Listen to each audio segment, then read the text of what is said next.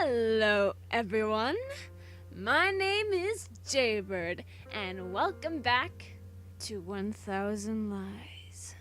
Without any further ado, let's get right back to where we left off last time. I am dead inside. Enough about me, let's get right back to the game.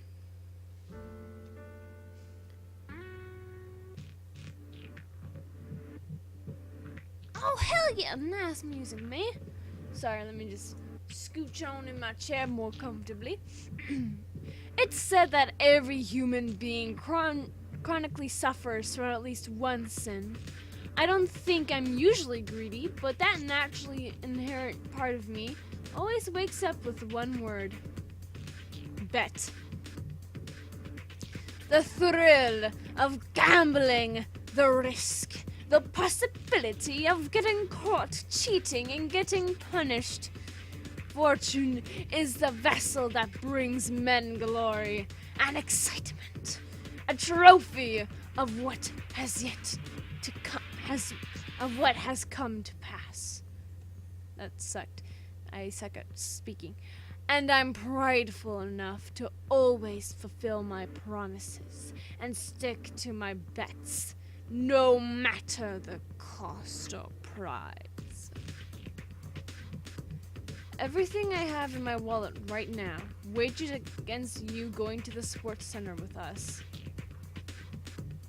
I motion for Aussie to show me what's in his wallet first.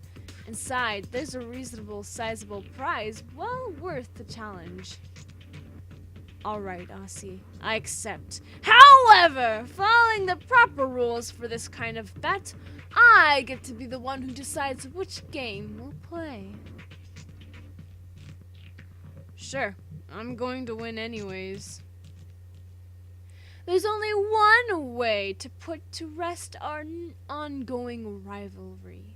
A game where you, the lowly commoner, dies in glorious battle against the eternal, magnificent Hero King.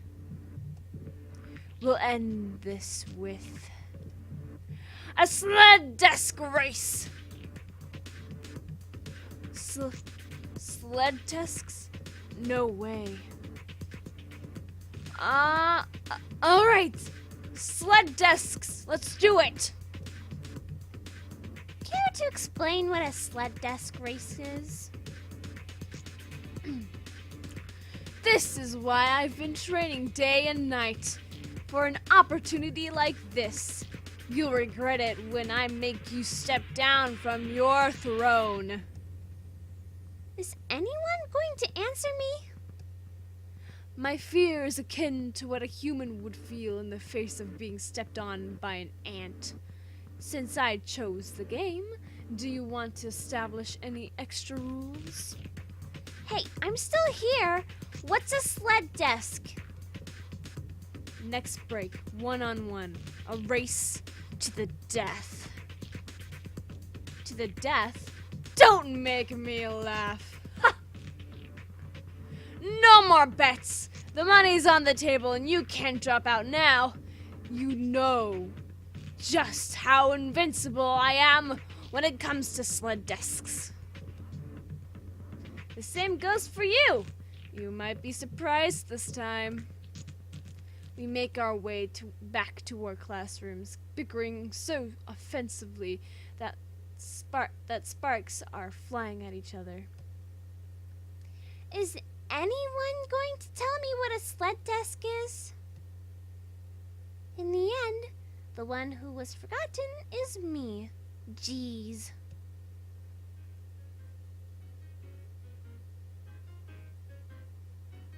Oh, hell yeah, this song's my jam! Oh, hell yeah! After returning from our break and finishing a class I can't even remember the lesson of, we begin preparing for a Sled-Desk race. Ziva, the self-proclaimed impartial judge, stands next to me while I tune up my Sled-Desk. I wanted to believe that your Sled-Desks were a little more original than desks being used as sleds. Seriously, it's a freaking race on top of desks. Will Aussie and you ever grow up or what? You don't get it, do you? Sled-Desks represent the inner flame that burns inside of every man. A tool used to awaken our inner beasts. You can't understand it because you lack testosterone. More like patience. So, are you guys going to race in the hallway? It's kind of narrow for that. Besides, do you really think your desks will slide like sleds? Even if you get rid of the rubber on the legs, I don't think they'll... It's obvious how new you are here. You're just lucky to see a live sled-desk race today. I don't know why we haven't done any this year before today. You see, the hallway is positioned at a downward angle, although it can be difficult to notice. When we discovered that, we realized that here's perfect for racing on top of pretty much anything. We agreed that desks were our best option for racing. That was how Sled-Desk races were born, an important milestone for the future generations. I put tracks over the rubber on the legs of my desk so I can slide even farther too. I gently kick one of the desks to show Ziva how far it can go. Thanks to the tack modifications, it slides across the floor and reaches the classroom door effortlessly. The winner is the one whose desk goes the farthest distance in only one push. I see.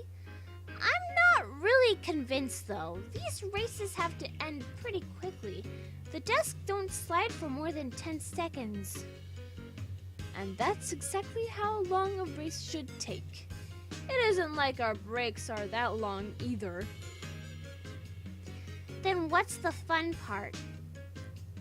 You still don't get it? You'll see it if you watch. The Sled-Desks can awaken a man's inner strength, which can warp even time and space. Pay attention. Whatever. Oh, hell yeah. Are you ready to lose? Lose? Is that another one of your foreign expressions? I don't know what it means. I fear I'll have to teach you then, compañero.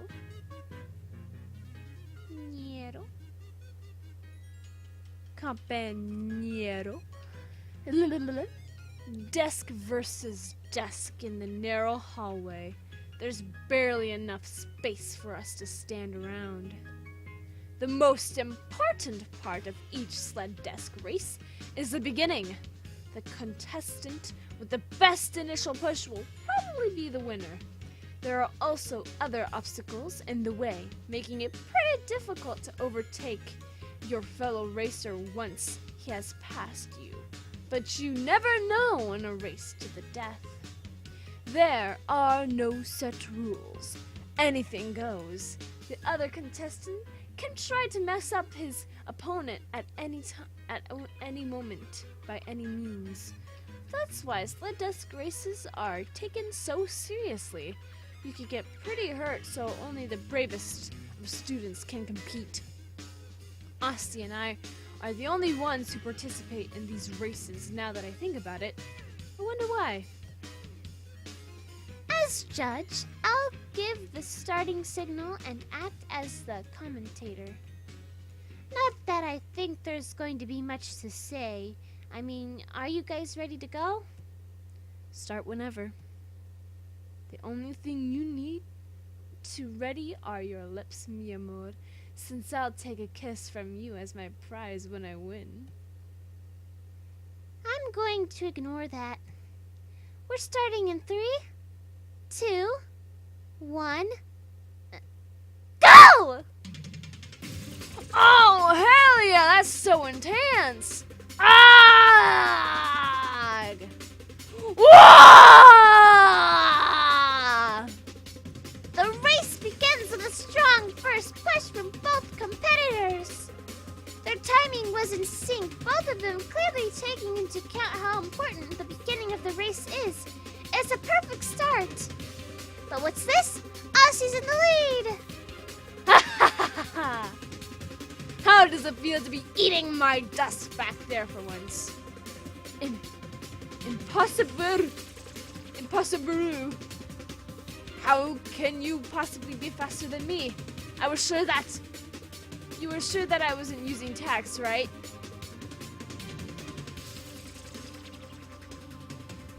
After every race, I'd wonder how Seer was so fast.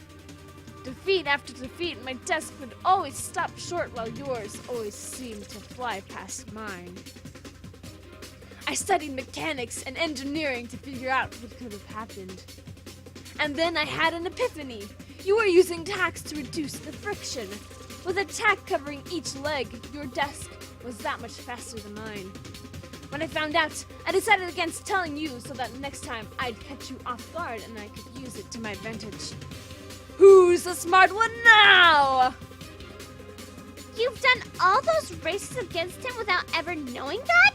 I noticed as soon as I saw his desk. Why do you think I accepted this bet? I'm not the champion because I'm good. It's because he's stupid. Don't spoil my glorious moment. In any case, it still doesn't make sense. We started at the same time with the same push. So how'd Aussie get in the lead? What's going on? When the distance between the two of us widens, I notice a shimmering trail. Aussie's desk is leaving behind a trail of some sort of liquid. That's oil! Aussie's desk legs are covered in oil! That's why his desk is faster! I wasn't satisfied with just being on even ground. I looked for more methods to improve my speed. And this is the result of my hard work. Maybe Aussie isn't as dumb as he seems after all. I also do some flames on the desk to improve its acceleration. In movies, the flaming cars are always the fastest, so it has to be legit. I take it back. While Aussie is distracted, I begin my all-out attack. I toss everything out of my pencil case. Pencils, pens, pencils, scissors, a pencil sharpener, and an eraser that looks like a pig. And even some of those fake chocolate coins so ancient that their currency stopped existing more than a century ago. They fly through air towards Aussie's unsuspecting Sled-Desk. If I'm lucky and something hits it, the desk might slide backwards, awarding me victory. But it's not that simple. No way! Partially cloudy with an 82% chance of relative humidity and low pressure fronts. What? And over 60% chance of rain during the day, so I brought an umbrella! Aussie used his umbrella to defend against the incoming attack. Now Endon has nothing left to throw. Time stands still for me, not because of an incoming premonition of my defeat, or the amazing fact that Aussie can memorize daily meteorological data so precisely, but for the pain I feel after losing a friend. He who once walked the same path as I is now standing at the crossroads, facing another direction. He's unreachable, and even though I thought he was stupid, he's silently leaving me behind. Probably because he's too good for me.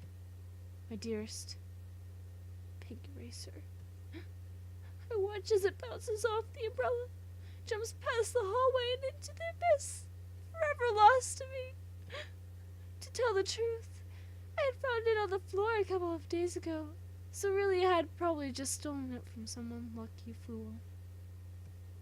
Our time together was so short that I didn't even remember that I had it in my pencil case until now. Still, it was the most powerful and touching relationship I've ever had with an eraser. Farewell, I fucking knew that was gonna be the pig racer. Vendetta! And it's getting ground. How is it possible? He's using his opponent's oil trail to lose friction and speed up. Between the oil and Aussie's umbrella temporarily slowing him down, Enden is about to catch up. If he tackles him, he might. Not so fast. I still have one more trick up my sleeve. Aussie took something out of his umbrella. He has a ruler.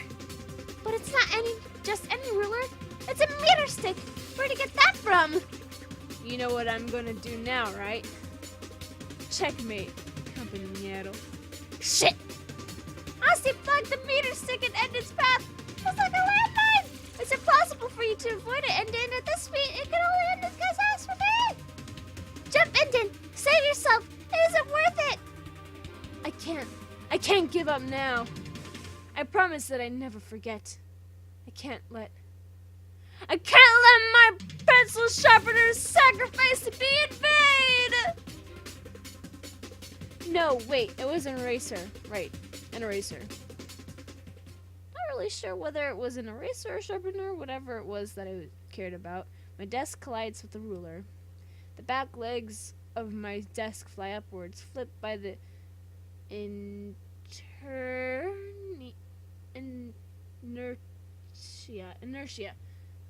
An instant later, the front legs follow suit.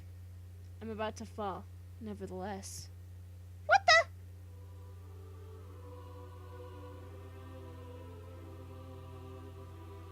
It's the sound of an angel. Yes, I can hear it. The angels singing, giving me their blessings. A hallucination, or maybe a revelation. Anyways, it's here. I can see the heroes of old Sled-Desk races standing next to my eraser, telling me that I shouldn't give up yet. Thanks, everyone. It wasn't necessary. With my newfound divine strength, I managed to flip my desk further, to the point that it's now totally upside down. And from here. Go! I hold the desk legs while I stand on the underside of the table, as if it's a skateboard. I grind my way onto the banister and manage to overtake Aussie. I jump and, with a hard flip, I make the desk return to its original position, allowing me to successfully continue the race. At last, I'm in the lead. How did he do that? Now Aussie's desk is grinding against mine. The two rivals' desks rub together, creating small sparks of fire and indents in the wood paneling.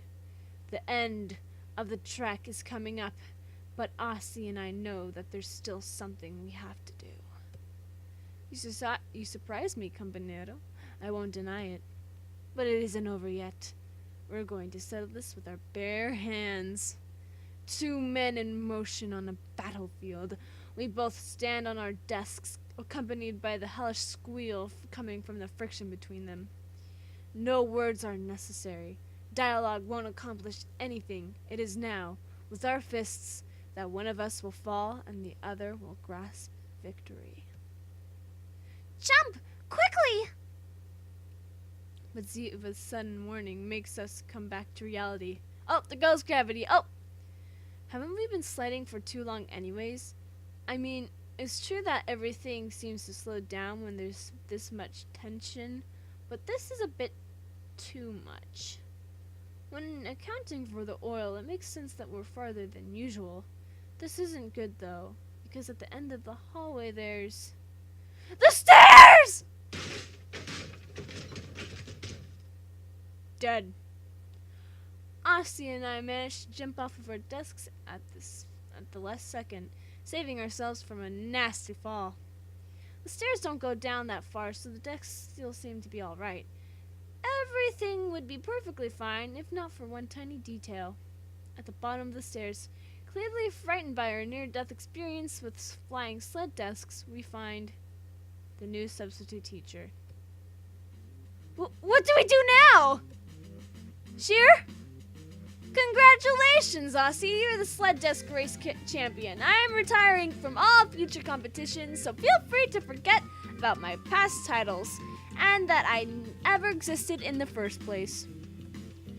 As the new champion, you need to explain what happened to the administration. The fate of the Global Sled-Desk League rests on your shoulders. Farewell! What are you even talking about? Sheer, compañero! Where are you going?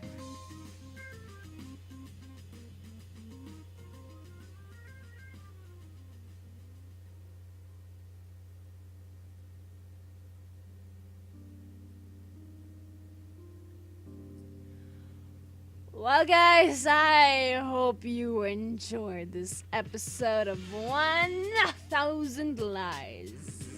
If you did, leave a like down below, leave a comment down below, share it with your friends, subscribe if you haven't, ring that notification bell, and remember, die safely. Bye-bye!